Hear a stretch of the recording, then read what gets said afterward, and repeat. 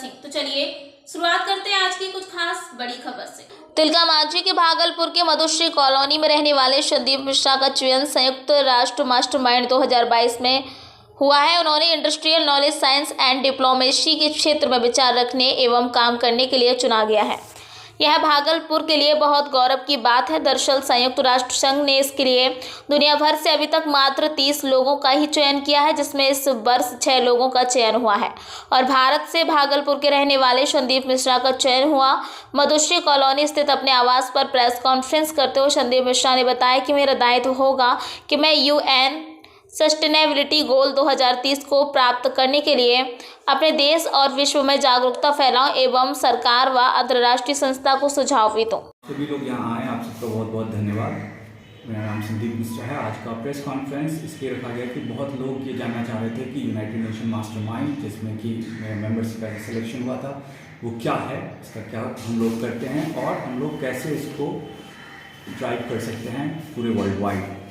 तो इस संदर्भ में ये प्रेस कॉन्फ्रेंस रखा गया है। मास्टरमाइंड यूनाइटेड नेशन का एक फ्लैगशिप प्रोग्राम है, जिसके थ्रू की बहुत चुने हुए लोगों को जो अपने फील्ड में सेंटर ऑफ इन्फ्लुएंस हैं, जो अपने क्षेत्र के एरिया में लीडरशिप रखते हैं, उनको सिलेक्ट किया गया था। इस साल 6 लोगों का सिलेक्शन हुआ वर्ल्ड वाइड, जिसमें मेरा भी एक सिलेक्शन हुआ और आज तक ग्लोबली 30 लोगों का सिलेक्शन इसमें हुआ है। इसका मेन एम है कि यूनाइटेड नेशंस सस्टेनेबिलिटी गोल 2030 को वर्ल्ड वाइड कैसे अचीव किया जाए। इस क्षेत्र में लोग अलग अलग फील्ड से आते हैं, अलग अलग ऑर्गेनाइजेशन से आते हैं, जैसे कि United nation climate, United nation women, UNICEF, UNESCO, world bank और इंडस्ट्रीज। तो इस साल पहली बार लोगों को इंडस्ट्रीज से इन्वाइट किया गया था, जिसमें कि मेरा सिलेक्शन हुआ है। मेरा एरिया ऑफ एक्सपर्टाइज जो है वो साइंस एंड डिप्लोमेसी और United nation sustainability goal 9 innovation, industry and infrastructure है।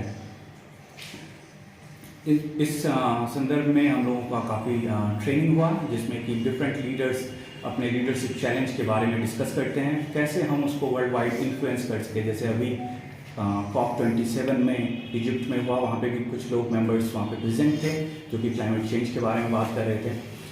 अब अगर हम इसको देखें कि ग्लोबली ये क्या इम्पैक्ट क्रिएट करता है, तो ग्लोबली बहुत सारे चैलेंजेस हैं जो कि बायलैटरल तरीके से सॉल्व नहीं हो सकता, उसका इन्फ्लुएंस काफ़ी मल्टीलैटरल होता है। तो इसमें एक चीज़ पे काफ़ी जोर दिया गया है, मल्टीलैटरलिज्म। जैसे आप देखेंगे कि 2 देश बायलैटरल ट्रीटी करते हैं, बायलैटरल समझौता करते हैं। इसमें क्या होता है कि आजकल अगर आप देखें तो वॉर क्राइसिस 2 कंट्री के बीच होता है, बट उसका इन्फ्लुएंस पूरे वर्ल्ड पे होता है। जैसे अभी रशिया और यूक्रेन में चल रहा है। फूड क्राइसिस, अगर एक देश एक्सपोर्ट करना बंद कर दे तो एक क्राइसिस क्रिएट हो जाता है जो पूरे वर्ल्ड को इम्पैक्ट करता है। हेल्थ क्राइसिस, जिसमें कि हम सभी लोगों ने देखा कि कोविड-19 में कैसे ये ग्लोबल क्राइसिस बन गया। तो इसी क्षेत्र में आपका किस तरह का काम रहेगा इसमें, ये बताइए। हाँ, तो इसमें आप अपने जिस भी लेवल से आप इन्फ्लुएंस कर सकते हैं, ये काम होता है। अगर आप इंटरनेशनल ऑर्गेनाइजेशन में हैं तो आप इंटरनेशनल इन्फ्लुएंस करते हैं। हम लोगों का एक समिट, जिनेवा समिट हुआ था, जहाँ पे कि हम साइंस और डिप्लोमेसी के बारे में बात किए थे। जैसे कि diplomacy, how science can be helpful for diplomacy, how science can be used in diplomacy and diplomacy for science. जैसे बहुत गरीब देश होते हैं, वो रिसर्च नहीं कर सकते हैं। इसका मतलब ये नहीं कि वो रिसर्च से वंचित रह जाएं। इसके लिए ऐसा ज़रूरत है कि ग्लोबल ऑर्गेनाइजेशन हो, जहाँ पे वर्ल्ड के सभी देशों से लोग पहुँचे और रिसर्च करें और उसका फ़ायदा हर देश को मिले, सिर्फ विकसित देश को नहीं मिले। तो ये एक है। भारत के विकास के लिए क्या प्लानिंग है सर आपकी? भारत सही दिशा में बढ़ रहा है और तेज़ी से बढ़ रहा है, तो ये एक बहुत पॉजिटिव है। मिडिल क्लास काफ़ी तेज़ी से ग्रो कर रहा है, मिडिल क्लास की एक्सपेक्टेशन ग्रो कर रही है। हमारे देश में एक बहुत पॉजिटिव है कि डिजिटल का काफ़ी पेनिट्रेशन हुआ है। गांव-गांव तक लोगों के पास फ़ोन है, मोबाइल है, इंटरनेट है, फाइनेंस है। हम लोग वर्ल्ड में सबसे आगे हैं डिजिटल पेमेंट में। तो अब इसको एक्सपोनेंशियल लेवल पे ले जाने का समय आ गया है। अगर आप देखें कि भारत को विकसित देश बनने के लिए क्या करना चाहिए, तो यहाँ पे टैलेंट की कमी नहीं है। युवाओं और महिलाओं को प्रॉपर अपॉर्चुनिटी देने की ज़रूरत है। इंफ्रास्ट्रक्चर को और स्ट्रॉन्ग करने की ज़रूरत है, ताकि जो लोग जिस भी फील्ड में हैं, जो एजुकेशन के फील्ड में है, जो जॉब कर रहे हैं, जो गवर्नमेंट सर्विस में है, हर किसी को पर्याप्त अपॉर्चुनिटी मिले।